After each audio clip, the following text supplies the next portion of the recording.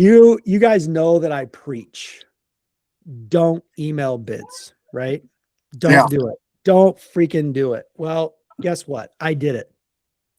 It was a weird circumstance. I had a client that came to me last year. We went through several design revisions.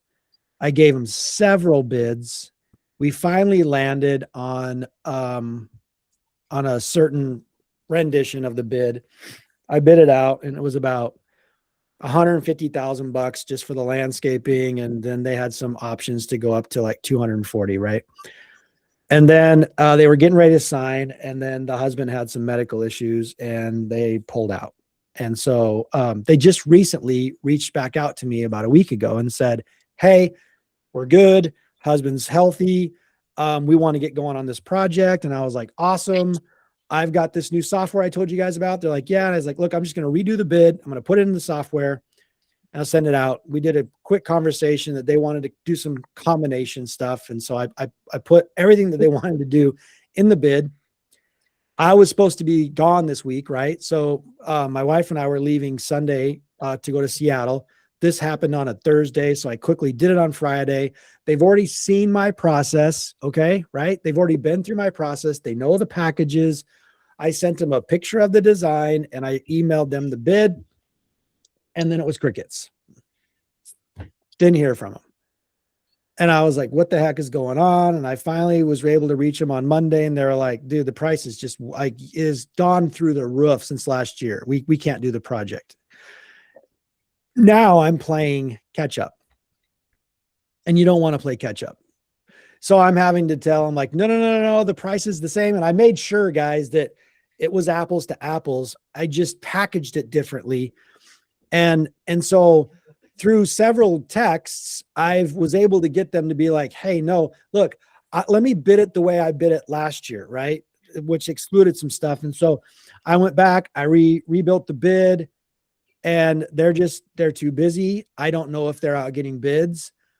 It's fine. I've got a lot of other jobs, but the point is I should have slowed the frick down.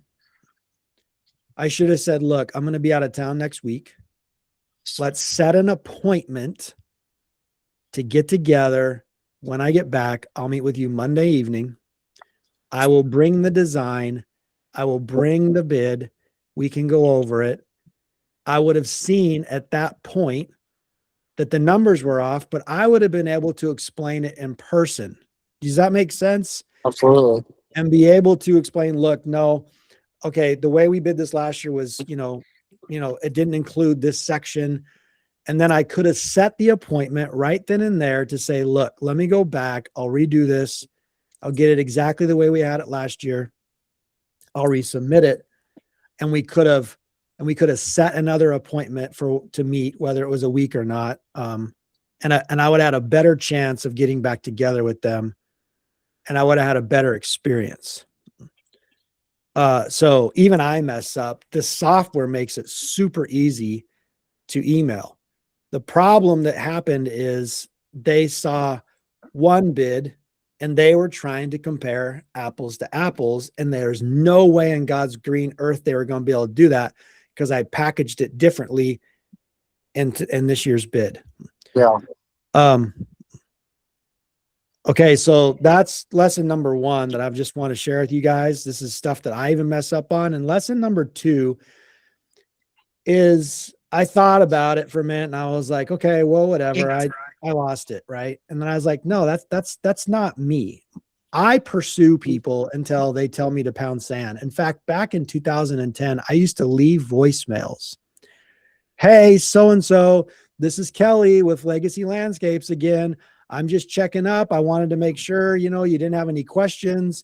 Give me a call if you're, blah, blah, whatever it was. If I had never given them a bid and we had, originally met, whatever it was, I would call somebody and then I would put it in my calendar to follow up with them in a week or in 2 weeks, right? And I would tell them in the voicemail, I'm going to call you again next Thursday. And then guess what? I'd put in my calendar, and then next Thursday I would call them. And I would always, after about the third phone call, I would always end that next call with, hey, I'm not trying to bug you, I'm just going to continue to follow up with you until you, and I would literally say, until you tell me to pound sand. And I would get people that would call me back and then they would say, dude, listen, I've been so busy. I really appreciate the follow up. Sometimes they would say, look, we're having to put the project on hold. Call me in 3 months. Okay. I'd stick it in my calendar and I would call them 3 months to the day. I had a woman call me after doing that for probably 6 months. She called me up and she said, hey, I'm ready to do the project. You're the only guy that followed up with me after delivering the bid as often as you did. I checked your references. We're going with you. So if you guys are stressed out about sales, the dumbest thing you can do is not work the leads that you were blessed to get.